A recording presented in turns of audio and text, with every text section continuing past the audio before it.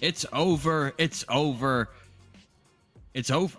Harry Potter and the Deathly Hallows, Part 1 and Part 2. Guess what? We're talking about them right now. Mitchell Lee, Tommy Grant, Brandon 2, the Jersey Nerds Productions, press play action, all that bullshit. Let's just dive into it, guys. We've been on this journey with Harry, Ron, Hermione, Hagrid, that one Irish dude that's always blowing stuff up.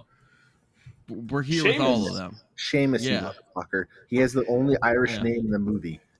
I always read it as Seamus My as a mother kid tells me. because I'm stupid, or at least I was when I was 8. You know, it's What a a good bingo card night insane when character. Brandon starts to try to do impersonations again. Yeah, after that's he true. dealt with that Fair. last week. The Irish We're- accent is just not working. We're not even 2 minutes in, and Brandon's already. My mom tells out. me the Daily Prophet. I'm like, shut That's up. how you know it's gonna be a good episode. I'm like, you're such a that was whiny not good. person. Misinformation. Stop. Like, just stop. The Prophet. But please. we just did Order of the Phoenix and Half Blood Prince, and those were certainly movies that existed. Wow. But That these is tough. are movies that thrived, as far as I'm concerned. They So thrive. let's and go they're- ahead. I think they're on two very opposite ends of the spectrum in terms of movies, in my opinion. And I'm glad- opposite ends of the spectrum. What do you mean by that? Like Why are you talking like quality-wise? Bane? Sorry. Like quality You're not wise, or just like yeah. Why are you doing this review like Bane? You go into the darkness. let's talk about Voldemort. Into the darkness, Voldemort. Yeah. What? So Sorry. you have Deathly Hallows, which Part 1, which I think is the more artistic styling cinematic type movie, because you have that, obviously the story's kind of them on the road. You have a lot of big open shots, a lot of character growth, because it's just a very deep movie. Whereas you have Deathly Hallows Part 2, which is more in the action, a lot of quick stuff, a lot of CGI coming into play, and it's kind of more of a good action movie. Whereas Part 1's more of like a survival on the road type movie, which we haven't really seen in Harry Potter yet, which I like and I don't like. There's a few things I don't care for in this movie, but overall, Well, it's Tommy, better Harry Potter. you get to fulfill the role of book snob when Yeah, we true. do these reviews. That's a great call. And you get to be that guy. One of my favorite vines was just this one guy going, "Huh, that was a really good movie," and then someone just breaking into his house. The book was better. The book was better, motherfucker. Who was that? I don't think you can Tommy. really ever find an that is the adaptation. hardest part whenever you watch a movie adaptation of a book. If you haven't read the book, sometimes it's almost better to just live in ignorance bliss and just pretend like the movie was great and Right. ignore all the people that say it was bad. But if you've read the books and then watched the movies, you already go with that kind of preconception in your head of what you're gonna see and What you're picturing? what you're Yeah. expecting to see, especially when you have scenes in the book. Like, again, J.K. Rowling, I hate her, but she writes phenomenal action scenes and really descriptive. Yeah, I got to give it to her. Really, you can really visualize magic when she's writing it. And when you have amazing scenes like that in the book, and then they're just completely scrapped from the movie, and you get something that's like, compared to what's written, you're like, all right, well, this was a big letdown because all the things I was really excited to see, we don't have. Let's get into it by talking about the part 1, the opening of part 1. Thank you, Brandon. The gauntlet is thrown down in the very beginning of this movie. The tone is set. Yeah, we are in a dark time. The darkest opening in Harry Potter. David Yates, like we saw with 5 and 6, isn't messing around with darkness. He loves the aspect of these last books, and he just like leans into it, and it's a dark opening. Yeah. Hermione uses Obliviate like on her parents. Like it's very in your face about like what's going on in the Wizarding world. But I will say that was a choice to start the movie off with that really set the tone. Yeah, but I will say, watching this movie, I did go to Twitter, stopped it where this scene would have been in. I added the alternate scene with Dudley and Harry, and then I continued the movie because Because I was like, So, all fuck right, David to Yates fill in for for taking that scene out. to Yes, for fill in taking that for scene out. Mitchell, who's already shaking his head and getting aggravated with us for watching extended scenes. I thought we left the extended versions behind when we left It was Middle just that Earth. one It, scene. It was just that one scene because it was egregious that it got cut. look, I mean, out of all the things that got the cut, it was entire just book series, they have the whole opening chapters of how shitty the Dursleys are to Harry, and Dudley's just the biggest douchebag prick. We don't really right. see that in the movies. We get that in movie 5, but that's kind of it. But Where he's in his basketball shorts and yeah, what stuff. he's just an asshole throughout the films. And then in book 7, there's a whole conversation between Vernon and Harry where basically he gets called a waste of space. And there's a scene that they filmed where we have Dudley finally like walking away from Vernon, walking up to Harry, shaking his hand and saying, "I don't think you're a waste of space." And he was upset that they were basically leaving Harry behind. So you have Mhm. that like weird little random character growth from Dudley at the very end where he's like, Like, oh, "I'm he's not not really." a complete piece of shit. Yeah. Yeah. It's like, So again, it's one of those. It's not critical to the movie any way, shape, or form, but it gives that little bit of character growth and that emotional moment with Harry where he's like, "Oh, someone actually kind of cared about yeah. me a little bit. They just never showed it." There's things we can talk about later that were left out. I say it's egregious just because like we see the bad side of Dudley, and we Yeah, should. Like he's a bad character throughout the entire books. But then J.K. Rowling writes a pretty good like wrap up to like their relationship, and yeah, we just don't see it on screen. But then we go from like that dark scene to then like, all right, now like the flip is switched, and it's like, you know, it's You ready mean the to. switch is what? flipped? No, I was trying to see if you guys would catch on to it. Yeah, yeah. That's what happened. Yep. But no, I I mean, don't I do you don't not like the like the way that polyjuice? this Do you not like the polyjuice scene? I don't like that scene, and I don't Well, like the Mm, chase scene before we that even get to that, follows. can we speak about the dramatic flair that they gave Snape with his entrance in this movie? yeah, that's I a fair thought it point. was That's a fair phenomenal. point. Just that Oh, epic. where he Where he goes to just the lands, gate. just like Yeah, swishes his wand and walks through the gate, just all dramatic. Like that's how he's written in the book. So seeing that in the movie, I was like, "There's my boy Snape being it's a good dramatic. writing. Gotta love It's it." good writing, Take and a I will shot every say, time Tommy references the book. Yeah, Ralph Fiennes it's when gonna he be a good drinking turns night for as everybody. Voldemort and he goes, "Oh yes, Severus, nice of you to join us. We saved your seat," and you Yeah, just see the professor like floating over, and it's like, "Oh no, like this Voldemort's is like, not a "Yes, good my dinner. best friend is here. Yeah, this is not a good dinner. Like this is I about to saved be you a a seat, bad dinner man." party." Yeah, and that look, I mean, we'll get to it, but Ralph Fiennes as Voldemort, he does a lot of killing, but he's Who we definitely haven't cooking. seen much of in the Right, last he's few movies, and cooking we don't in see these two much of in movies. this one either. Fair enough.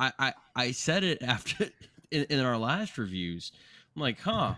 After Goblet of Fire, you'd think Voldemort. We're More gonna see a lot Voldemort, of yeah, Voldemort, and you definitely feel his presence, but you don't see him at all in the sixth movie. You see him Yeah, very little in the fifth movie. You see him at the a very beginning of couple of this movie, times yeah, at the very beginning and the very end of this movie, and then part two is when it's like, hey, we have this guy with no nose. yeah, Let's go back to him. this guy who breathes Um, through slits, yeah, Voldemort's a very odd movie villain, and he's like that traditional villain that has his henchmen do all this work for him. right, But it's like every movie, someone fails him, but we never see Voldemort. We just see the actions of his henchmen failing to do their job. and then him And getting pissed, and this then movie is kind of where we finally see the aftermath take yeah, effect of, we see Lucius Malfoy basically a shriveled shell of a man because he's now failed Voldemort multiple times,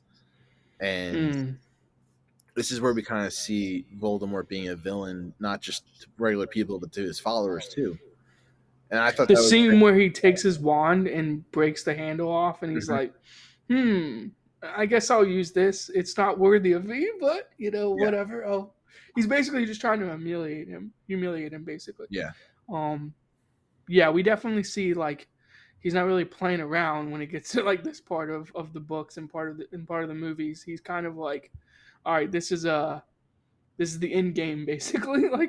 Like Harry has to die, and I just think, yeah, I don't know. I mean, they don't even show him using like the curse. They don't even like finish the like curse. They're just he's just like Avada, and then like the professor just drops, and it's like, oh, okay, so like he's not playing around. Like he's gonna like kill multiple people in this movie, and then like we don't really see him again. Like we see him, and then like Mitchell's right. Like we don't see him till the very end. Like we know he's killing people, but like we don't really see it. Like it's just kind of But it interesting. feels like this movie, for the first time, maybe since Prisoner of Azkaban, but I'd even go towards Sorcerer's Stone. Mm-hmm. It feels like we're more following the journey of Harry, Ron, and Hermione. Because Prisoner of Azkaban, we didn't get too much of, like, Ron was kind of intermittent in the climax of things. It was definitely more of a Harry and Hermione type of thing, but Ron was definitely involved. Goblet of Fire, you know, Ron's only job was just to kind of be bitchy for a little bit. To Uh, complain about Harry with Seamus. I don't think Ron and Hermione had lines in the fifth movie. Yeah. And in the sixth movie, they didn't have a whole lot to do. Hermione was basically a side character in the sixth movie. So this one, it was really nice. I think this is the most underrated movie in the series. And it gets a lot of hate for being a part one, because a lot of people look at it and they go, it's set up, nothing's really happening. But this whole movie really takes the time to explore the mental state of these characters, Yep. get you into the post Hogwarts world, I guess you could say, where they're Or just not how at dark it school, is, you know? Just they're how hunting Horcruxes, Voldemort. There's no ifs, ands, or buts about it. The Ministry of Magic is being overrun with Voldemort's people, and that's where we spend about the first, I don't want to say the first half of the movie, but a lot of the first half of the movie has to deal with the Ministry of Magic. We get to see Umbridge again, and I just got to give props to Imelda Staunton for playing that character so well, because every time I see her, I get pissed off. she just makes I get me irrationally irrationally pissed mad. off. Yes, irrationally mad, Mitchell. Because what talent does she have? We don't see it. I don't think she's actually talented. Like, you know, other people are bad people, evil people in this movie, but at Yeah. least they have talent. She feels like an evil person with no redeeming qualities and no talent whatsoever. And I'm Yeah, just like, what are we doing? I see Umbridge and I get the same feeling when I see Elon Musk on the news, and I'm just like, why the What a hell are you still parallel. here, man? Yeah. Why? Yeah, what a parallel. I'm keeping my hands out of the politics pot, but yeah, there's But there are a lot of tones in this movie that okay, can be compared to one of my favorite quotes from Voldemort at the very beginning when they're all at the table talking, and he's like, well, I what think about he's like, well, what about your opinion of like what have you heard? And the character's like, you know, you hear a lot of different things. He's like, oh, spoken like a true politician. And you're just like, man, this dude has people everywhere. To Mitchell's point, like this guy, like we've talked about this like in earlier movies and just earlier like parts of Harry Potter. It's like how openly brazen like Death Eaters are at this point in the books and this point in the movies. It's like if you're a Death Eater, like people just don't care, or they just like turn the other way and they're just like, we suspect they're a Death Eater, but like we can't really do anything about it. And it's just like, yeah, it's kind of really scary to think about the fact that there's just Death Eaters just everywhere apparently, which is and I forgot how much of this was about, like, we don't want magical people and yeah. non-magical people, like, There's some breeding, undertones. and like, There's we some want undertones. purebloods and nothing but purebloods. I forgot how much of a big deal that was in this movie. She's Again, professor there's of a lot of racist kind Right. of undertones to this movie, but yeah, it's the most ironic thing because the two big, villains per se in this movie, Voldemort being one of them and Snape the other, they're both half-bloods. Neither I of them are know. half-bloods. So it's like It bothers me Snape- so much. we It don't bothers get me too so much of much. Snape in this movie either. Again, a No, lot of but this still, movie, it's like it's you very have- Harry, Ron, and Hermione focused. yeah. And I think that this is personally my favorite Ron Weasley to watch movie. Okay, fair. Yeah. I think that's because they I gave him the most serious screen time. Yeah, they do. He actually gets like They important do. dialogue. He carries the ring for a good chunk of this movie. The ring, I Basically, love it. they're hunting Horcruxes, and it kind of works like the ring It's in Lord gonna of the Rings, possess you. where. It's gonna possess There's you. definitely very strong similarities between the two. Yeah. But I liked the fact that this guy was just listening to the radio all the time, because all the news is just bad, and he's just hoping that he doesn't hear any of his friends, or more particularly his family, and whenever they basically do the Hunger Games cannons at the end of Yeah. the There's night, a lot whenever of they're parallels. Yeah. There's yeah, a lot there's of a lot of parallels. people dying, and the conflict that Ron's got, where it's basically like, dude, The can quote you he not do says. that? The quote he says to Harry. What do you like? You don't have a family anymore. I still have one, and I'm like, that is the most I mean, you jackass misquoted thing the hell out you of can that, say. but I mean, yeah. that's what he said. He basically said, your family's dead, my family isn't, and it was like that's the most jackass thing you could say. But like, I Yeah. understand the stress that Ron's That was under. also Like, the Horcrux talking too. no, no, I know Yeah. it was. I know it They was, but sold they sold the movie kind of on that line. That was a big line that was oh, used in the like in the trailers trailer. and in Oh, the I did not know that. commercials. Yeah, because it's like, oh, we have some tension brewing between Ron and Harry here, which isn't necessarily new for these movies, And it's not but really what like to happens, that but But degree. when And you have yeah, a whole movie about the three of them literally in a survival mode on the run, and all of a sudden you have the party breaking, that's a big pivotal moment because yeah. now you have Ron flying solo and then Harry and Hermione by themselves. You don't have that in the movies because they don't have anybody to help them anymore. They don't have the teachers. They don't have Dumbledore. They don't have Sirius. They're all dead. they're very isolated in this Yep. movie, and I think this did a fantastic job of, if there is a good thing about the look, I'm not the biggest fan of the Order of the Phoenix chase at the beginning of the movie and Hagrid on that little car thing, and I'm not the biggest fan of that. But if there is something that it does do a good job of, is it makes them feel even more isolated, because at the beginning of the movie they had all these people that they're around. It seemed like they had a good support system going, and they were ready to fight And with yeah, people that they loved. And now they're just in the forest. It's the three of them, and no one's happy with anyone else, and they're just listening to this radio making sure that no one's dead. And I know a lot of people find that boring, and especially given the fact that this movie is 2 hours and 26 minutes long. make it I longer. No, I'm just was kidding. I was fascinated with it. Yeah, I was too. I will say this: like, there's real stakes because we start the movie. Mad Eye, he kind of dies off screen, which maybe they should have shown that. Maybe they should have shown his death. No, But there's it was the same in the book. He was killed off yeah, screen. no, I Um, know. They do a I'm just lot of saying that in that this is a lot series, of unfortunately. JK. I think that's just JK's writing, which is fine.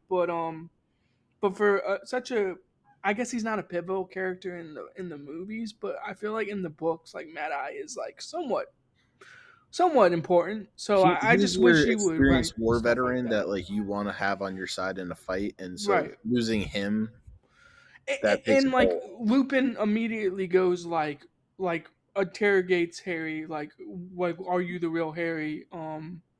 Basically like we've been compromised. There's real stakes there. Like George gets his ear almost blown off, and it's like there's actual stakes. You can feel it. Like in Goblet of Fire, we got it a little bit with the Quidditch like terrorist scene or whatever. With a couple of scenes in Order of the Phoenix, we got it. Like Half Blood Prince, there was moments like Dumbledore's death, but like I feel like in this movie in particular, it starts to like up the stakes where it's like, oh okay, like this is actual war and like people are actually going to die.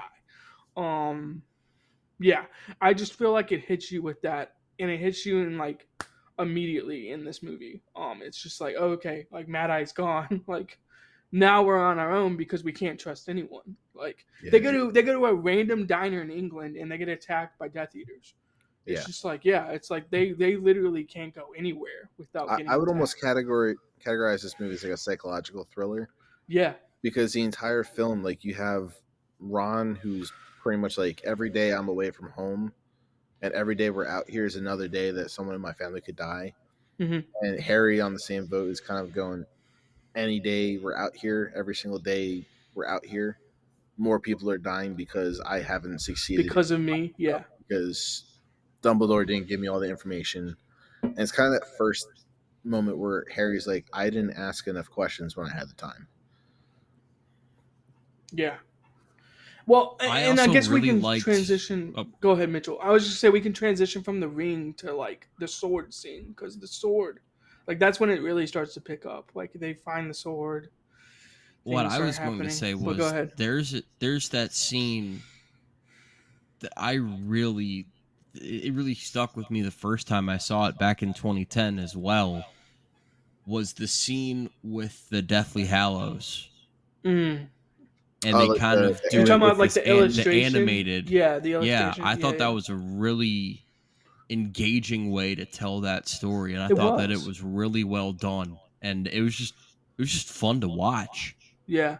Just from someone sitting in the seat watching the movie, and, I Because you was do go really from impressed like with the that. dark and like the like kind of like you know there's real stakes. Like Harry almost dies under the frozen lake, and like Ron has to save him, and then like they have to kill another Horcrux. I think that whole like scene with Lovegood is just like a work. Like it is just like you can feel that like he's under some type of distress, and you can even see it in like Ron, the way Ron's talking. He's like, okay, like he told us about the Deathly Hallows, but like now it's time to get out of but here. that's what I'm Like, saying. I yeah, think this movie is a psychological thriller because you have that moment where they all kind of look at each other like, all right, he's delaying for something. right. And you feel the tension in the room just increasing every second that they're there. And to Mitchell's point, the Deathly Hallows like illustration, the animation, I think all of that like the like death swooping in and like taking each brother like I just think that's like really well done to be like, wow, so we're talking about the Deathly Hallows and we're talking about death. And then throughout this movie, you can just like feel the presence of like death around these three characters. And like they're trying to basically escape death and like avoid it as much as possible while tracking down these three things. And also like the Elder Wand with the Resurrection Stone and then the cloak, like the triangle in it. I was like, oh, okay, like that's actually like a clever way of like showing this symbol. Like it's the fact that it took them that long to be like, we got to go talk to Lovegood. I was like, okay, it took you a little too long. So like, you should do that like 3 days ago. Like, it's just kind of like it took a little too long for them to be like, we got to do it. Kind of. I just don't know. I feel like it took them a little too long, but they eventually got there. And but the problem was is that then Luna got taken. So yeah, that's part of the issue too. But it kind of picks up from there. Like it picks up from the sword scene. Then they immediately go to Love Goods. Then it's like, oh, okay, now like shit hits the fan. Like we have to like start doing stuff. And then we get the chase scene in the woods, which I don't know how y'all feel about that scene, but I think that camera Yeah, work is like really awesome. we got a chase scene featuring the rejected members of My Chemical Romance. That is so true. I just kept looking at them and I'm The like, most emo what? looking people possible. You don't Also, seem to fit here too much. were they doing it as like a joke? They were like how did they not know that was Harry Potter? It's Did they not get a the good look at him? Okay. Superman effect.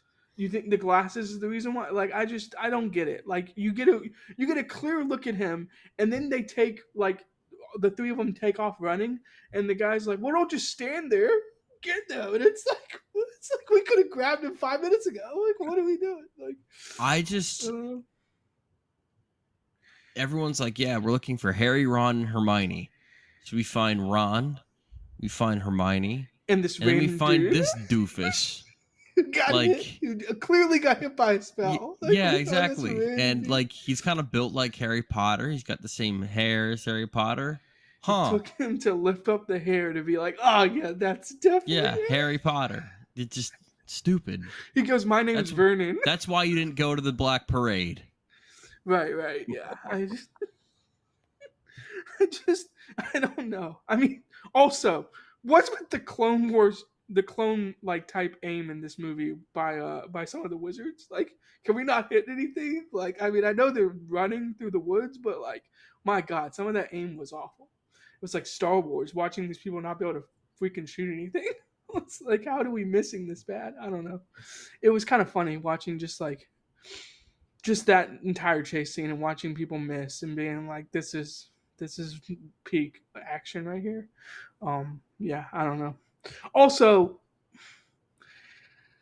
so we get that scene, and then we immediately go to the Malfoys. How do we feel about Bellatrix, Lucius, the mother, Draco? Like, it all feels really weird to me that we like In what go way? from this chase scene to like now we're just at the Malfoys, and like the fact that the Malfoys don't like, how does Bellatrix like not know that that's Harry? Like, that is like Draco having to lie is just like the weirdest thing to me.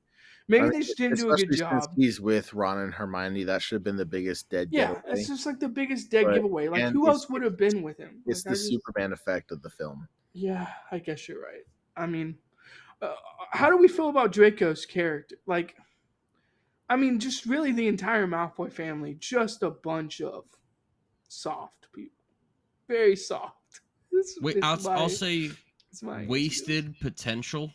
Yeah, wasted. Yeah, I think with both Draco and Lucius, because if you watch the first two movies, it's you're like, like, all oh, right, these people these suck. yeah, these Yeah. guys suck, and like I understand that they're not really the threats. They got the tail between the legs type of vibe. Yeah, yeah, we get Yeah, it. like But they serve their purpose, and we'll get into that more in part two. But especially with Draco, it felt like just kind of wasted potential there.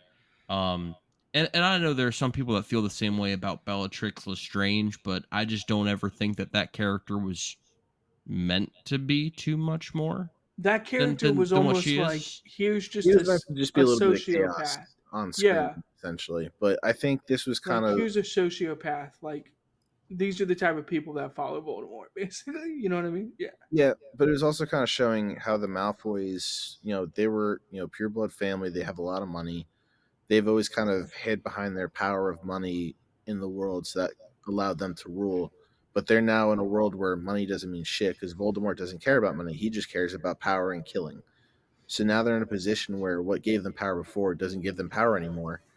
And Lucius is kind of realizing, yeah, I have no power. I'm kind of at the will of obey Voldemort or die. Mm-hmm. Malfoy's kind of in the same boat because they've all failed their tasks in the past. Because Lucius lost the journal in book 2, he lost the prophecy in book 5. He didn't lose the journal. He Well, purposely gave the journal to Jenny for he some gave it away, stupid not reason. realizing what it was. Yeah, for some stupid Um, reason. and then you have Draco essentially failing his task in Half Blood Prince because Snape had to be the Yeah. one with Dumbledore. I mean, they committed like 3 or 4 like transgressions that if it was any other Death Eaters, it probably had to do with their money and power. Like, any other Death Eaters are probably getting Avada Kedavra off the screen. Like, I just don't think I don't think you survive that with Voldemort, but they do.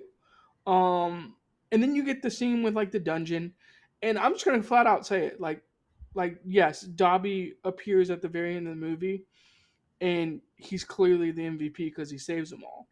But Dobby's the MVP of this movie just in general. I mean, some of his lines are just Everybody's awesome. happy to see Dobby back. Let's be Right. honest. Yeah. I mean, when Luna goes like, "We're ready when you are, sir," and he's like, "Oh, I like this. I like her." And I'm like, this is peak Dobby.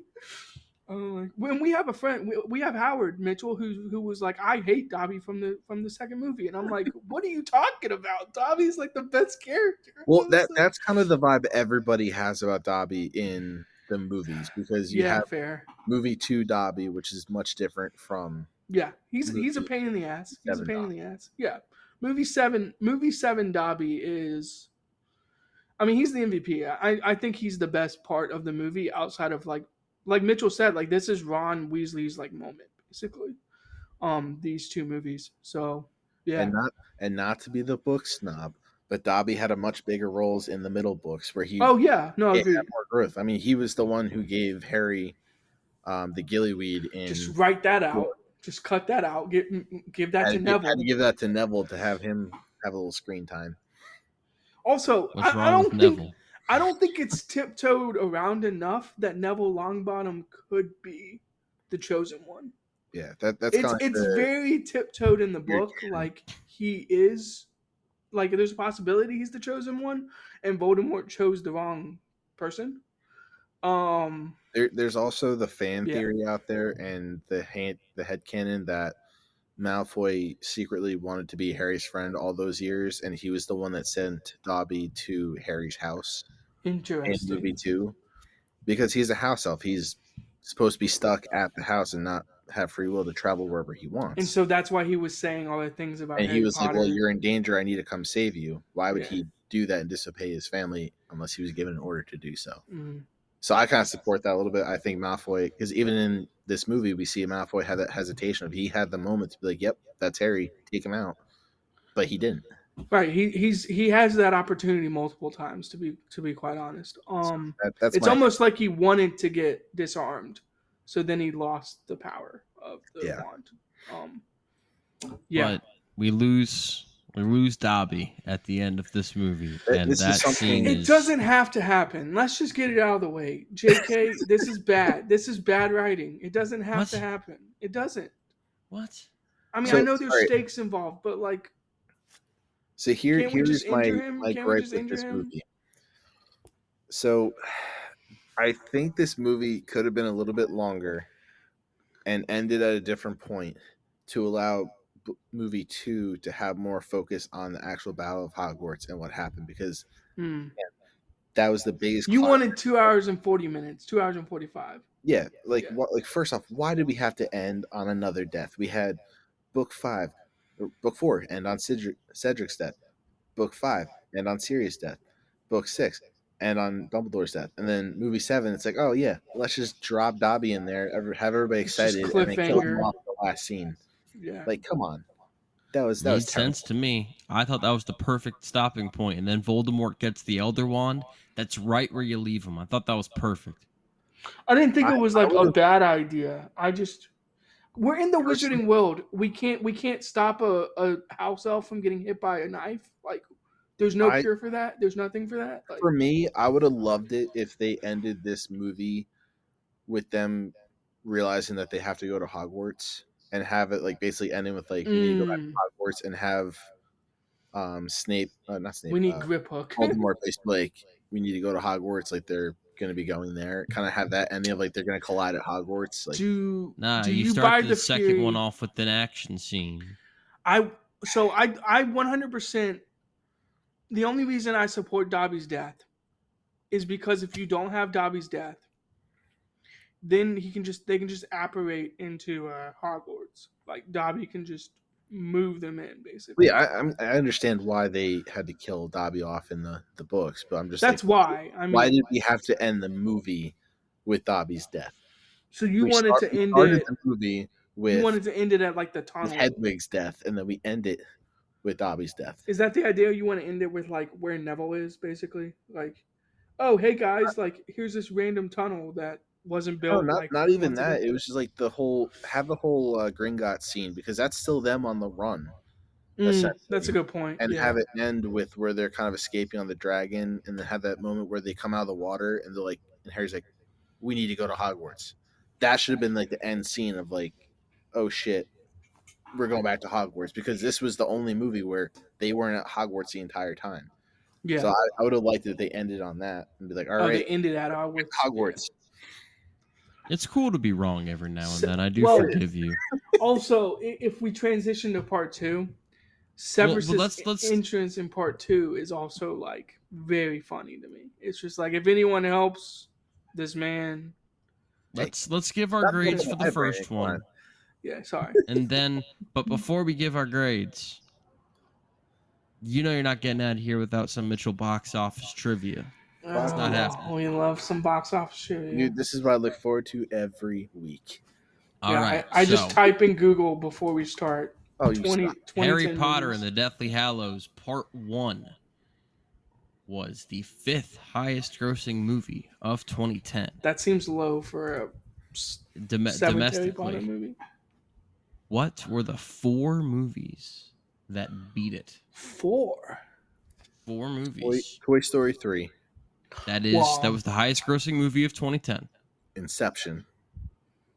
That did not make more than Harry Potter Really? domestically. So no. Oh, that's a shame. Iron Man 2. It was very close. Iron Man 2, that's one of them.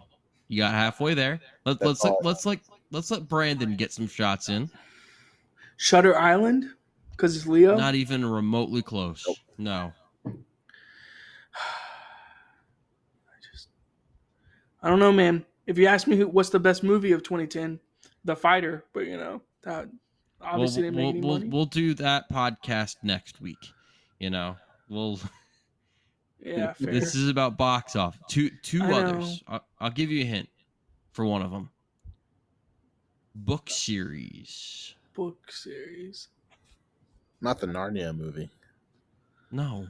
Thank God. Okay. Is it Hunger? No, not Hunger Games. Is it Nope. Hunger Games? No. Nope. Hunger Games won't come out for another 2 years. Social Network. Black Nope. Swan. Nope. Fighter. Well, No. I'm just gonna start spitting. well, it's not the Book of Eli, even though. Well, now that you're is just about a going book. down my Is my it the book of? letterbox Is it list. the Book of Eli, even though it's not about? All right, I'm gonna cut y'all off because y'all are getting further and further away. Yeah. I'm sorry. All right. Toy Story 3 was number 1. Damn right. Okay. Alice that in makes Wonderland was number Okay. 2. I mean, Yeah, Really? everyone Oh, was going crazy Twilight. for Alice in Wonder. Iron Man Twilight. 3 was Iron Man 2 was number 3, and the Twilight Saga Eclipse That's absolute was BS. number 4. YA teenagers Cedric of Diggory, what a bitch. He bailed out on Yeah. Harry Potter and then Oh came back and my beat him God. a couple I years later. know. YA teenagers, teenage girls, allowing Twilight Eclipse to outgross Part 1 of Deathly Hallows is just something I will not get over. They wanted a little bit they- of sparkle in their lives and not so much Voldemort killing people. Yeah, fair. They went out and supported. So Man, but 2010 had some banger movies. I mean, again, we will get to that Next week, Brandon. yeah, next But- week. Next week. Let's start Reel off. it in. Tommy, what's your grade? Mine is a 20%. This is one of the higher movies on my list for Harry Potter. Wow. All right. Brandon? Might be the highest. We'll see. A 90.5. Ooh. Damn, this man just gives these grades Whoa, away. come on. It's literally like Hey, the let the ending man like scene, what he likes. The ending scene of this movie is like gut wrenching. You mean the one that you just criticized? criticized? I don't think they should have ended it there. You know, No, they didn't need I'm- to kill Dobby I'm just like upset that you they know. killed him. I mean, No, it's still a great Brandon scene. was simply It's still really supporting well my done. wild cockamamie ideas. Wow. It's still Well- it's still really well done. That doesn't mean she should have killed the character off. I mean, I did not think that I would be the middle- lowest one on this the movie. low man. Wow. But I give it an A, 5.78%. We were close. Wow, you were close to Order of the So- Phoenix for me. Yeah. Yeah. So I did not think that I would be the lowest one, but here we are. All right, let's get to Well, I Harry Potter. imagine that part 2 you're going to be.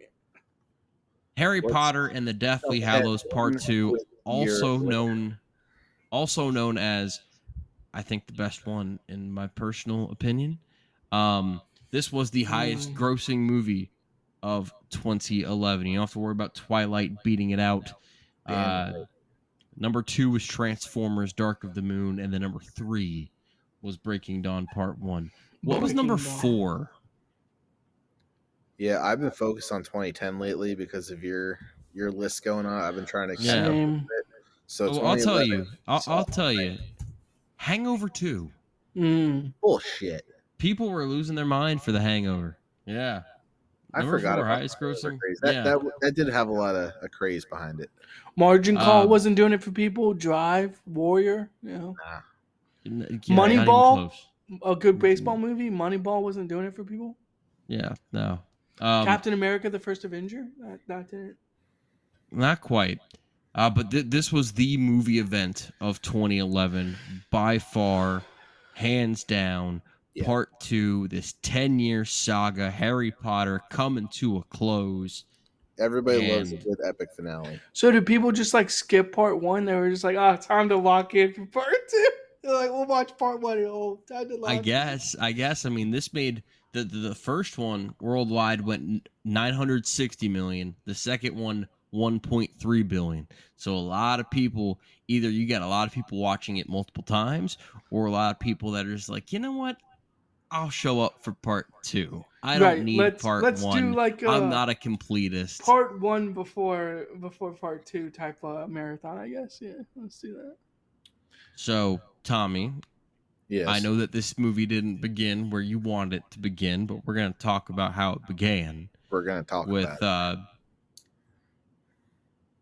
well, we've got that scene with Grip Hook getting into the bank. And it's a fine scene. Again, the beginning of this movie is decent. I'm not the biggest fan of that whole bank That's chase. part of Let's why I ride the wanted it to dragon drag on to away. the end of part one because I just felt it was so out of place for the rest of the movie. I don't think it was out of place, but it just kind of started the same way that part one did for me, where it's like, all right, we have this obligatory, like, let's just make sure no one's already fallen asleep and get some action scene going. That's not bad, but not necessarily like, ooh, this is, the good stuff right here. I mean, this kind of did inspire, I think, the Harry Potter ride at Universal, which is fucking awesome. The Escape from Gringotts, That is a good ride. it is. Without even knowing that existed, You I didn't know that knew that existed. was the well, I knew that Harry Potter World existed, but I didn't know that there was a ride, and yet I bet there was a ride because this just kind of feels like, hey, let's set up a ride. It's a very epic ride.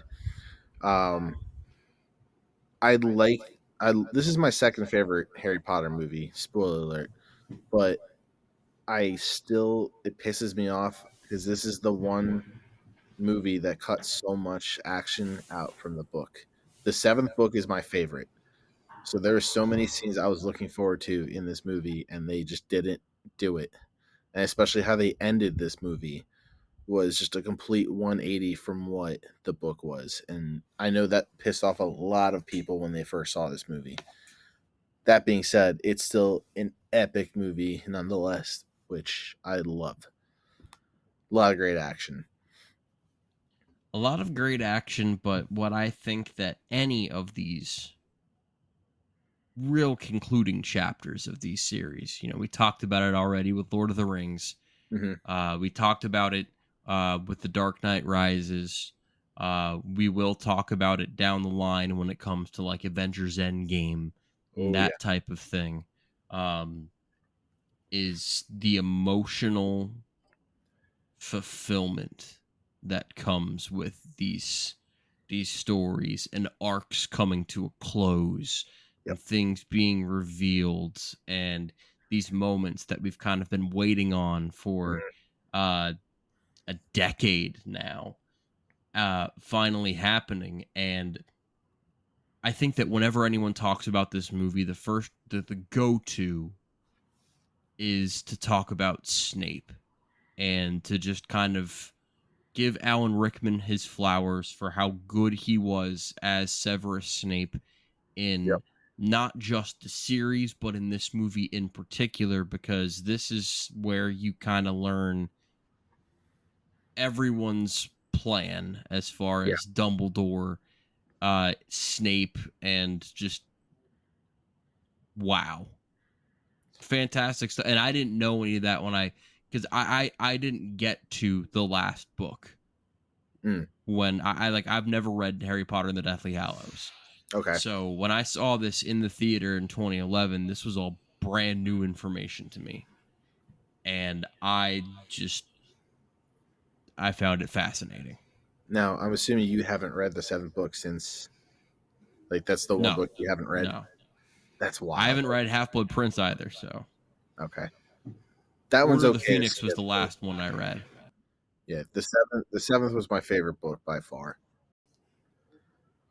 This movie gave us the big data dump that we've all Yeah. been waiting for because you have that suspicion, like Snape's just that weird character that we see him working both sides throughout the entire Yeah, he's series, a triple and agent. that full backstory of what really happened and Yeah, why he hates Harry so much too, because we get that understanding of like, obviously he he was in looks love with like his mom, James. he hated his dad, and Yeah, one thing the movies doesn't really reflect too much because Harry's eyes don't actually look like his mother's eyes because of the whole contacts issue, but he sees Lily's eyes every day he sees Harry and has that reminder of Voldemort killed the love of my life that I never got to and I have. have to act like I worship this guy. Yeah, yeah. Well, I mean, I just like the triple agent aspect of it because it's like Voldemort thinks he's on his side. Yeah. Then it's like, well, actually, he's on Dumbledore's. And then, but then it's like, oh, but then he's playing the other side. I think it's really well done. It's great writing. It's awesome character depth, and it's a great arc because by the end of the movie, you're like, oh, like And Snape. it's crazy because like Snape held that to the very end till his death, Yeah, which he like is had to. If you think because about it. one thing they did reflect good in the beginning of the Battle of Hogwarts is when you have the McGonagall versus Snape duel. Mm, Granted, it's much different than in the books. Again, I'm gonna do the book rant. In the book, Snape confronts McGonagall in the hallway where basically Harry's hiding under the cloak and McGonagall protects him. And there's this whole big battle with McGonagall, Sprout, and Slughorn, the three heads of houses, fighting off Snape. And it's big epic battle, really well written. But in the movie, it's also a really cool scene where you have, Harry and the Order kind of breaking through the door, yeah, surprising Snape, which I thought was such a cool they scene to just see. truncated it together, kind of. Yeah, yeah. Yeah. And then you have McGonagall kind of stepping out and finally confronting Snape because that was an epic Also, scene. not McGonagall, sure. Yeah, not sure if this follows the awesome. book, but McGonagall like trying to hit him, and you could tell like he was deflecting it to hit the other Death Eaters. I feel That's like what I was that. gonna say too. It Yeah. was just like that little minute scene where you see Snape deflect the shots and hit the two Death Eaters behind him. It's like no one realized what he was doing, but obviously we know Snape was basically trying to give them a little bit more of a fighting chance. Right. It's like, oh, you coward, and it's like, oh, well, actually, he's running He away just because helped you out. yeah, he helped you out, and he's He now running has to go away. hang out with Voldemort, so he's not really looking forward to that. Right, he ran away because he knew Voldemort would But also go possibly. tell him, hey, I just lost control of the school that we've been controlling for the entire year so far. Right, yeah. So The guy you want to kill so bad, Harry, he's if there running the show. if anyone helps Mr. Potter, they will be equally. I'm just like, yeah. I do really like. I can't remember if it's in the books or not, but I really like the scenes where Voldemort basically takes over everybody's mind and just does that Oh, like the whispering talk. Like, People are screaming. yep. yeah, I don't know why they You have never 1 hour, do and that I'm at like, any other point, but yeah. I'm like, you have 1 hour. I'm like, this dude's an interrogator now. Like sick. I'm like, he's in people's minds now. Yeah, this movie yeah. I does just just wish kind they of would have feel done it like more. Wizard Armageddon, so to yeah. Mm, speak. Oh, true. absolutely. And I really appreciate the fact like they just you know what, damn it, I might be coming around. I To might be what? coming You around might to be your coming around to opinion what? of What? where to start See, It's to because if you see, logically think about it, it doesn't because there really was make so much left sense because out. to if There, you like say just this spend the battle. second movie in entirely at Hogwarts. Hogwarts, Yes, thank you. You See, can also you spend know what? I think, damn it, you can also I hate was spend you. so like much. another 20 minutes like on There the were so battle. many You know what I mean? scenes in Yeah. the book that were cut out that were That really, first movie really. would have been long as hell. The first movie would have been Yes, like it would have been very. 245. But they could have also shed a little bit of time on the traveling around scenes, a little bit. I'm sure they could have Yeah. shaved a Now couple of that I scenes out. don't agree with. That I will fight you I'm on saying again. if they But needed to save time, yeah. Well, I mean, but they obviously thought cutting 3 minutes for cutting the Dudley scene was worth it. So clearly they didn't care about cutting stuff. Is kind of my point of view there. because in This But the books movie they and describe a lot of returning the deaths that happen, yeah, and that's something you don't see. But again, on the same point, the cinematic like aspect of it, having Harry walk into the Great Hall and just seeing all those bodies all over the place of people he knew, like tell them. Lupin, Fred, it's like you kind of have that shock factor that's thrown in. You're Right. kind of seeing it through Harry's eyes, which I thought was a very powerful scene. But there's still so many scenes that were cut out. I'm like, I wish I could have seen that So happen. I feel like Fred gets kind of done dirty. Could we not have Yes, he spent a does. little bit Yes. more time with Fred? Like, That's one of not even Fred, but also Percy, because Percy Weasley is like the one Weasley in the books that's like you don't get him in the movies. Which again, he's the shittiest Weasley of the family. sure. But you have this whole That's for character. Charlie, Ginny? Charlie, No, Ginny's the best, one of the best in the books. Charlie does Oh, okay. dragons. Percy just follows The rules later as books, as the a ones you didn't perfect. read, Ginny shines in those books. Okay. Isn't Percy's Didn't like happen here. Percy's like main thing is like he just follows the rules. Like he's just like a Well, rule follower. Percy wants to be basically just the head of the Wizarding World government, Yeah, and he's a he politician. Yeah, gets ass on a brown nose his entire career. He works for the Ministry, yeah. and basically abandons his family in the fifth and sixth book, which is why you see him for a quick glimpse when they go to arrest Dumbledore in five. Mm-hmm. They just cut that whole kind of character arc growth out, but you have a scene where in the book where Percy kind of shows up at the battle in the middle of everything and kind of he's confronted with Fred and George, and they kind of shit on him a little bit, and he finally says sorry, and Yeah, Fred he makes a like joke, realizes how shitty he and Fred was. basically makes like a sly joke at him to like say we forgive you, we're glad you're back, and then an explosion happens and Fred dies with a smile on his face because he was laughing at Percy when he died. So it's this like really traumatic scene that they wrote out and they just Mm, completely axed it for the movie, yeah, which is probably for the better because it probably would have traumatized a lot of people. But but also if you're gonna go for it, go for it. You know what I Go mean? for yeah, it, yeah. Just don't. Yeah. Being at Hogwarts for the final battle here feels a lot like an Endgame when they go yes, back in time. And like oh I yeah, We know have that Hogwarts has been the place for most of these movies, but like coming back for this, it just kind of feels like something about this just feels right. this is well real that's the good thing. versus It evil. feels right, but You it's like know. you're coming back to this place you know and love, and you see it in shambles because it's been run by Death Eaters the entire year that Yeah. Harry's been out gallivanting around the countryside. You see it Which, in a by the way that you've way, never seen it before. Yeah, by the way, Death Eaters running a school. We're just openly okay with it. Like Voldemort has that much of a grip on society that we just like yeah, no don't one's care. gonna say no to him. Right? Yeah. Fair. But the one scene that will forever be my favorite scene of this movie is McGonagall basically using the spell to bring all the statues to life. Yes. I And always her wanted to kind of use having that. that little, because she's always this very serious person in the movies and in the books, and she has it little where she turns to Molly Weasley and it's like, I've always wanted to use that spell. I'm Like like, she's yes, giddy about it. She's like, yeah, yes. it's like Okay. you shine, McGonagall, you do you. Yeah. I love that scene. I I also really liked Neville in this thing. Yeah, well, You know, you Neville's don't well get a done. ton of Neville, but when you get Neville, and I will the big speech at the end, and I know we've got He's a here long in our heart. but He's here. yeah, for the first like 2 or 3 times I watched that movie, I kind of hated that speech. I thought it was lame as shit. It's growing on me a little bit. Um, yeah, In the I'm still context, not as big on it as again, everyone again, in else the in the seems to book, be, context, in but the book, it is so much different. yeah, yeah. I In the bet it Voldemort is. context, essentially takes the Sorting Hat, puts and uses magic, puts it on Neville's head, and basically like puts it on fire and like chokes him out while he's like talking. It's fucking What? insane. What? Yeah. Oh yeah. it's a What? way different scene. What? I've heard The about whole the the whole I've heard about ending, this scene. the Yeah, whole second half ending of the book is like night and day compared to what they yeah, did in the movie. The movie's What? still epic for what they did, but they did so many changes yeah. and removing scenes that you're just like, So it could have been so much better. so again, this just goes back to like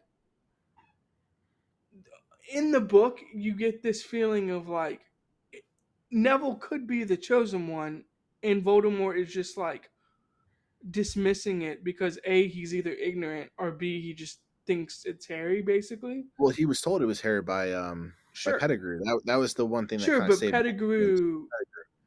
But Pettigrew also didn't really know. He just kind of, not that he made that up, but he's like, Yeah, but and like, to piggyback, my whole thing with piggyback, Neville is like that whole speech. It kind of gives you like the Voldemort still doesn't think I'm a threat type of thing. Yeah. And it's like, yeah. Well, that was Voldemort's always biggest downfall is he underestimated everybody because he thought he was all knowing and all I'm powerful. sure we'll have somewhere in your ranks. I'm like, Yeah. Jesus. So like this dude. I wished for better. I'm like, damn. Like, yeah, just I slice mean, his I head get off it. now. I mean, he I'm like, was. To be fair, that man was feeling the hell out of himself. He's like, I True. finally got that bitch. Also, I finally the killed Harry laughing Potter. part, the laughing meme is one of the best. the first time I saw that, That I is was so like, good. I don't know what the hell that was, and I It's love it. so bad, but you love it. I love Right. it. That I was love just I the love greatest. the meme where it's like in different subtitles and it will be like laughing in Bulgarian. I'm like, I've seen that. You know, so it's good. it's great. It's so good. This movie does one thing. Well, it does lots of things very well, but one of the things that I think it does better than a lot of movies is there's a real sense of immediacy in this thing. And I know it's because being a part 2, you get a lot of the quote unquote slower character moments in the first one. And you've also got 6 other movies. There's not so much character building here. This is all about we've got a task to accomplish. Let's accomplish this task. And that's, I think, a big reason why a lot of these part 2 type movies really connect with people, because it's all about getting something done. And you feel the immediacy of, hey, we got to find these Horcruxes because Voldemort and his people, they're coming right now. There's no time to waste whatsoever. And you really feel that. And then when you get the stuff with Snape and Harry finds out that I have to die. And I really, Daniel Radcliffe, I think through each one of these movies just continued to get better and better as he got older. And the whole thing with Harry just accepting the fact that I have to do this, I have to die in order for him to die, and that needs to happen. It's really powerful stuff. Yeah, it is.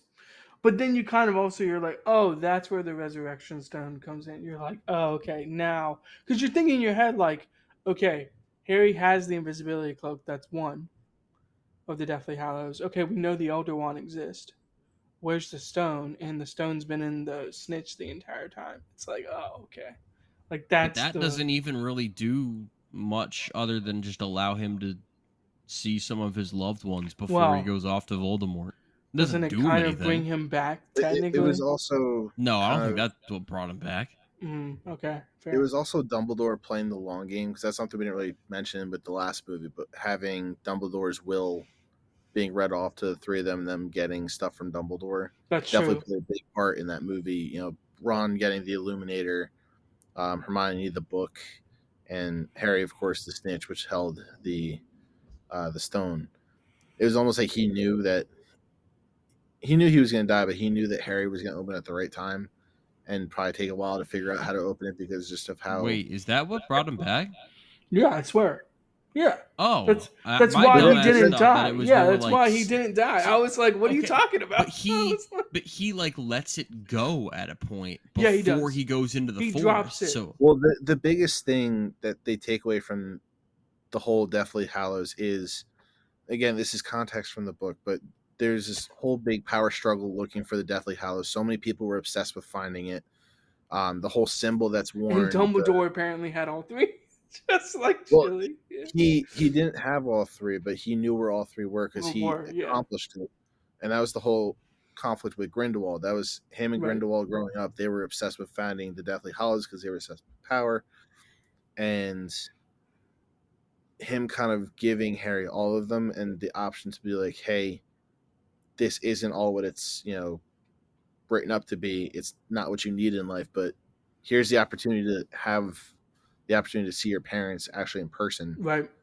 because that's always the biggest thing for Harry is he always never got to see his parents. And even from book 1, movie 1, where he sees his parents in the mirror and Dumbledore's like, nothing can bring back the dead. You don't obsess about this. Yeah. Don't obsess over this, But basically. he then gives Harry a tool that essentially brings the dead back to life in a sense where he can see them. So I thought that was kind of a cool moment, kind of Yeah. flashing back. to the movie. Also, based off the movie, and it kind of gave this vibe. Felt like Mrs. Malfoy knew that he wasn't dead. Oh yeah. Yeah. That And was it's in the like book. subtle. It's Yeah. subtle, but it's like, oh, okay, so like the Malfoys really aren't as evil as they portray Well, they themselves to were be. also more concerned about their son Yeah. Right. because he was still in the castle at the time. No, they're just incredibly like they're cockroaches. Yeah. They're all It's a about good their way own of putting it. survival. I mean, you even see it where, what is it, Bellatrix is like, where are you going, Lucius? Don't leave. And they just walk out. They just walk. Yeah, they're just like fuck this. Yeah, they're like, oh, well, we're not dying today. A lot less of you guys are gonna be around, and we'll deal with the ones that make it when we're done. Right. But we're not gonna be here to see how it goes. Right. But the scene where, I mean, you really feel, when he walks into the David Yates and the way that some of these darker scenes have been filmed in movies 5 through 8. Because you guys know that I had my issues with the way that Half-Blood Prince looked. And that I wasn't a fan. I know it got a Best Cinematography nomination at the Oscars, but I just wasn't a fan. But the way that scene looked in the forest is kind of how I wanted all of these scenes like that to look in the the latter It was half more of of a these gray. movies. It was more of a dark gray Mhm. kind of tone. It didn't have as much green to it. Yeah. It didn't have as much It's green kind of to the it. absence of nature, I guess, is a good way of putting it. Like, I don't know. I thought that looking at that was a lot more interesting than it was in 5, 6. When we had scenes like that, and good on them because that's a crucial scene in this movie. Then you get them in limbo, and I've always loved the scene of Harry and Dumbledore talking Yep. because Harry has so many questions, and Dumbledore's just like, I need you to kind of figure some of this stuff out. mhm. You can Wanted stay to hit him here with the- if is this you can stay here heaven? if you want, but you can go Yeah. back if you want. Yeah. I kind of wanted to hit him with the, is this heaven? And it's like, no, this is Iowa. I'm sorry. That was a bad joke. Well, I was not in it was a jolly bad old joke. England. It was a bad joke. But yeah, I do agree with you. That whole scene, everything's white too. Like that's the first time like we don't get darkness in the movie. Like everything's white. Yeah, in this movie, everything is so dark that when you see that, it's like, oh. And he's like, oh, this reminds me of the train station. And Dumbledore's like, I wonder why. I don't It's know just why so I find cool. that conversation between the two of them when they're talking about like what it reminds them of so charming. Mhm. But something about that just like tickles my brain in the right way. Yeah, It it's just a- feels like a very like loving conversation that you would Yeah. have with like a grandparent or something. Like I'll see you on the other side, but like Yeah, now is yeah. not your time. I think to me it was kind of that final conversation you never get to have in real life with someone you love because like it's usually that like you never got to say goodbye conversation or it's they're on their deathbed and it's just a really sad conversation. But this is like, let's just have a peaceful conversation about nothing Yeah. and just kind of relax and talk to each other, which they never really got to do in the movies anyway because it was always someone's about to die or someone's dying, we need to do something, let's go conversations. Because Harry also like straight up asked, he's like, "Is this am I dying? Like, am I dead?" And Dumbledore's like, "It's not your time. Like, Yeah, get back out there." Yeah. Go but back. also it's perfect because like Dumbledore is that very philosophical character who Right. always talks in riddles. So just having him like the He way he answers speaks, questions with questions of his own. Yeah. Very, very Yoda of him. Yeah. Oh, Yeah. absolutely. Then you get the final showdown when Harry Man, wakes up. no, I don't think anything will ever top just the meme, and maybe not even meme, just the idea of like Ralph Are you Fiennes' holding character. a wand right now, by Oh the way? yeah, I got it. I was about to ask that before. I saw you Because flip it guys, around. when he goes like, "Oh, like I just think it's the greatest thing ever. I just think it's. I mean, the wand scenes. Like, let's just. I'd get be that out of the careful way. saying that with a wand in your hand, Brandon. That's true. That's true. You don't I want to could- like kill your laptop. I could kill my laptop right now. We see a big flash of green. We know what happened. Yeah. But the wand scenes are top notch. Like I just think they are. Like yeah, the lights hitting each other, and like we've talked about this time, like the green versus red, like good versus evil, like it's just I think it's all like really well done, and it probably is even lacking compared to the books because it probably looks even better Oh or yes. probably seems better in the books, In the books, but they're but yellow. I don't. right, No. but we're still getting elite All right. like So scenes in my opinion. uh, You book don't think snob so? Tom is coming back out. Okay, go ahead. So the ending Just of this saying, the movie, cinematography is the, very good. the battles and everything were amazing. I loved just how they showed everybody in the Great Hall just duking it out. The Molly Weasley scene with Bellatrix, You, epic. not Love it. my daughter, you The one bitch. curse word they finally I throw into know the that Harry was Potter actually movie, well done. That was a and it was the most well placed that they could have ever done. And that was tasteful straight from the book, profanity. but Yeah, yeah. it was perfect. That was I think everybody cheered for Molly in that scene. But the duel between Voldemort and Harry was butchered, butchered, butchered, Okay, butchered. fair. Because this is where basically they started fighting in the Great Hall, and everybody else stops fighting, and it's like that schoolyard fight where everybody's Oh, just and they around just them, like circle him. Yeah. and it turns into basically Harry grilling Voldemort, basically calling him an idiot. And because like everybody, obviously it's very well known, it's he who must not be named. Everybody's afraid to say Voldemort. The only person ever called Voldemort by his real name was Dumbledore. Well, Harry starts calling him Tom while they're talking, and it starts pissing him Mm. off more and more. And they're doing like this pacing, walking in a circle, and you kind of get the dialogue that we get in the movie where he's like, the wand never worked for you, it never will, you weren't the right master, and basically lays it out for everybody in the room to basically like, hey, Snape was a triple agent. Oh, he like tells You everyone. killed the person that basically could have helped you, and instead you let Malfoy live, who is the right owner, and now I am the owner of it. So you're basically wrong the entire time, and basically calls him out for being stupid. And he just taunts him and taunts him and taunts him. And then they have the big epic duel, and you have Voldemort, of course, end up dying with how they did it in the movie. But you have a body. You don't have him just Infinity War style. Evaporate. So like you have Yeah. that proof of death. Everybody got to witness Harry killing Voldemort Gotta because be the biggest honest. If you're gonna kill Voldemort, I think you gotta go up and double tap a little bit. You gotta go up. And, just I to mean, make given sure. that the guy like melted away, I Right. think Yeah. you're good. other things like people I don't was gonna realize say.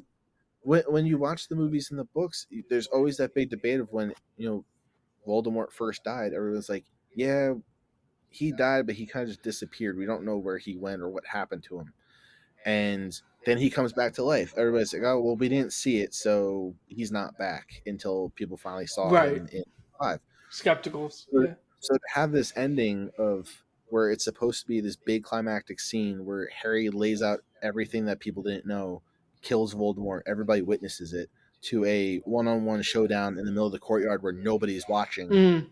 Voldemort dissipates and disappears. You destroy that whole point of what the I final duel should be. totally get like what David Yates is going for because he's trying to do like the one He on was going for the one cinematic cinematic style, one on one. old school western kind of duel. But based off what you're saying, I feel like J.K. Rowling was intentionally being like, we have to like show that people Everybody are has to see aware Death that Eaters Voldemort and is Order, done. and everybody like has to see Yeah. Voldemort die.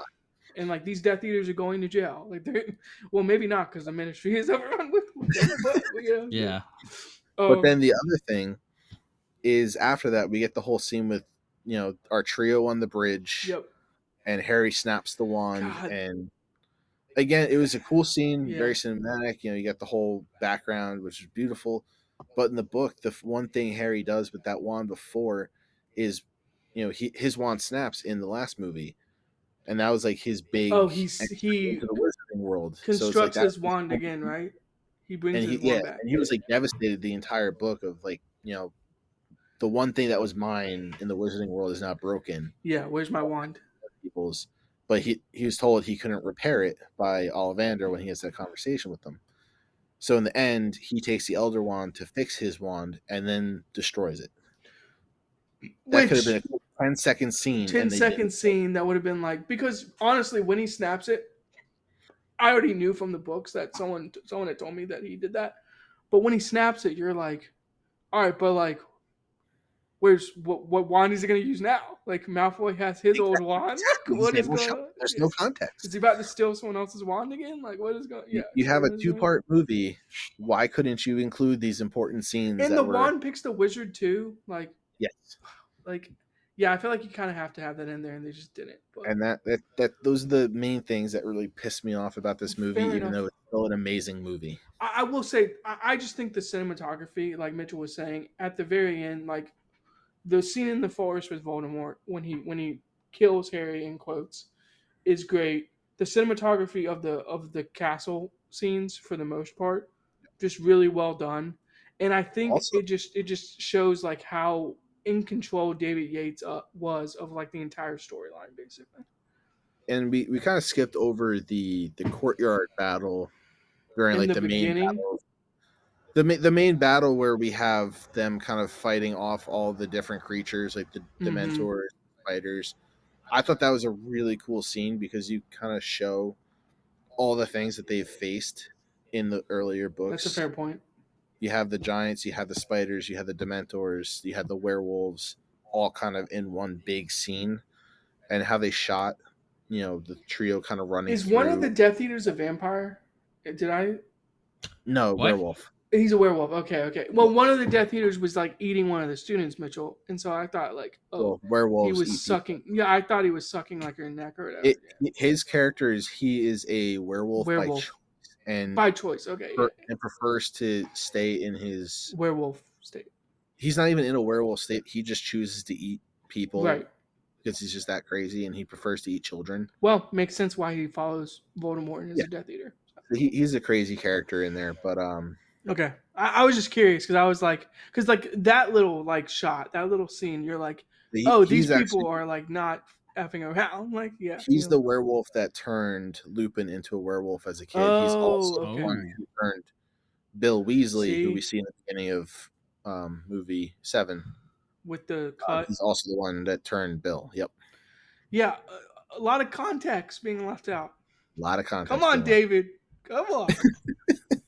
That's what I'm saying. Like, I love this movie so much. It's an amazing movie, but there's just so much they left out that could have made it that much better. Man, I really wanted to like avoid talking about the HBO show, but it kind of makes me excited. Like, if you're are doing you? 10 episodes a season, like maybe we can see I'm some of this excited stuff for on seeing stuff screen. that we didn't get to see in the movies, but Yeah. I'm not excited for seeing a new cast No, I because agree. I agree. this cast is forever cemented in my brain. It's not going. Also, just watching these movies, I know we get Fantastic Beasts, and that's like a prequel kind of. I kind of want J.K. Rowling to write a sequel, like a sequel series. I mean, I know she There have already been wrote it so with the I'm many. good. play. I know she wrote it with the play, and I don't want to give her money.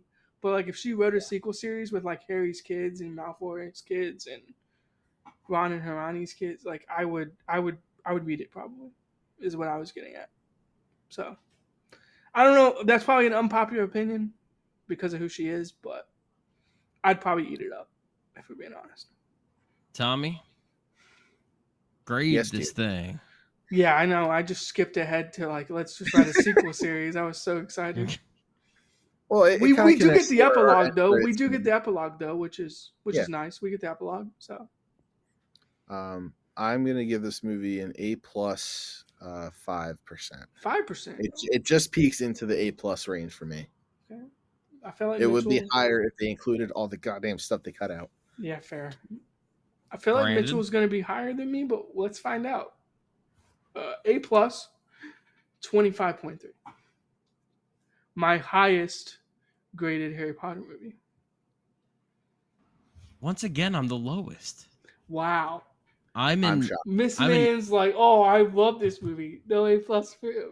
I'm an A, 97.77%. Right, you're up there. You're up there. Yeah, so I Close got enough. very, very close to an A You plus, might as but well I just couldn't. give it an A plus. I couldn't quite get there. Now, Brandon, like I had mentioned, I'm kind of on to 20. We've got the 2010 podcast coming next week. We do. Now that Mhm. Harry Potter is done, I have to Harry watch Potter and all the of these Deathly in Hallows like Part 1 will be a part of that podcast, but Harry Potter and the Deathly Hallows Part 2, I can tell you, will be on the top 10 list for 2011 Fair when enough. that time comes. Now, 2011 is also a year that, before I do the deep dive, I would consider to be by far the worst year of the 2010s as far as movies go. So we'll see how high up it Why can do we go. want to do that next? I'm But still gonna I'm gonna watch all these 2010 movies Why not pick a different year? in time What and do a you mean? half. I'm gonna do time and a half speed. I think Why go from 2010 to 2011? Why not do a different year after Order, 2010? motherfucker. What? order. Why start at 2010? Well, because I'm kind of Chaos. double dipping. I'm You have doing Order. so some. many years of good movies, and you pick 2010. I'm doing 2011, and then I'm Whoa, doing whoa. like You just I'm kind of you doing just wanted to watch 2000 as Inception well. again. You're shitting on 2010. It's got like the fighter, the You just wanted to town. watch What are you Inception talking again. about? That's my theory. No. I wanted to start with the decade that I really started watching movies. The year that I really started watching movies like that was 2009. But I didn't want to start in the last year of a decade. So maybe I'll do maybe I'll just do 2011, Yeah. 2000, and 2009 and just kind of triple dip. Why not? Yeah. Mitchell, I'm gonna let you know. I'm watching these movies in time and a half speed. Putting on Okay, time and a so half. Brandon 2's opinion is invalid What? Why? for the The time and a 2010. half. It wasn't. It's not like I'm doing double. I mean, Jesus. The only movies you were allowed to do that to are the bad ones. Fair And there are enough. quite a few bad Okay, ones. I'll speed run disagree through with that bad as ones of well. 2010. I'll speed run through bad ones. I disagree with that as well. So, folks, next week, 126 movies. I will be giving my top 10, my bottom 10, ranking all 126, as well as giving the Mitchells, which are the preferred version to the Oscars. I'll be giving my acting awards. Oh yes, tell Oscar And to go yeah, screw no, himself. it's going to be a real good time. And if these guys want to chime in on any of the 126, or if they have a I will top be 10 there. of their I have own, opinions. I'll yeah, be I'm gonna have there. 126 opinions, so you're going to disagree with at least Day one. 30 of them. I'm a day one ride or die. I'll be So, there. but if you're like Mitchell, I'm gonna be honest with you. I'm not really the best of a year that's 15 years ago. I don't really care. First of all, you bitch. But if you're looking more for the reviews, 2 weeks from now, and the timing is certainly fortuitous. I was gonna say let's bump it up. The timing's so Top good. Let's bump Gun it up. and Top Gun Maverick will be our next two reviews as we get ready for. Well, we just needed to buy a week of time before we get into the Mission Impossible movies as we get ready for what might be the last Mission Impossible movie by reviewing. Don't lie to yourself. Don't lie to yourself. I need you to trust me 4 more times. I need you to trust me 86 more times. Yeah. So long story short, there's a lot coming up in the future, and we have some fun stuff planned for the summer that can't wait, as the great Bart Scott once said. So tune back in on Press Play Action here on Jersey Nerds Productions. For Brand 2, Tommy Grant, I'm Mitchell Lee. Thank you for coming to Hogwarts with us. Now, let's go 15 years back into the past. See you there.